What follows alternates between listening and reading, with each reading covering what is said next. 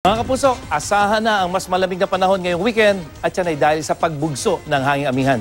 Sa wind map ng Metro Weather, halos buong Luzon na ang maapektuhan ng hanging amihan sa mga susunod na araw. At sa katunayan, nasa 12 degrees Celsius ang pinakamababang temperaturang inaasahan dyan sa Baguio City, 21 degrees Celsius naman sa Metro Manila at 17 degrees Celsius dyan sa Tanay Rizal.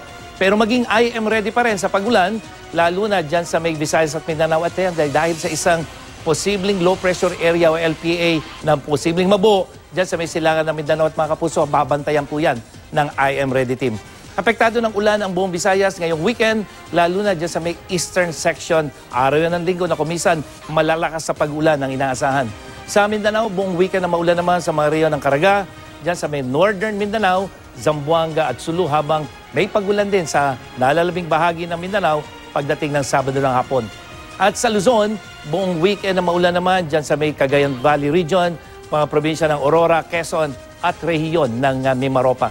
At sa Metro Manila, good news, mababa lang po ang tsansang umulan sa Linggo at sa Sabado. Pero sa Bicol Region, maulan ang panahon, kaya maging I am ready sa banta ng lahar mula yan sa Bulkang Mayon. At yan ang latest mula sa GMA Weather. Ako po si Nathaniel Cruz, magplano para sigurado. I am ready. Serbisyong totoo ng GMA News.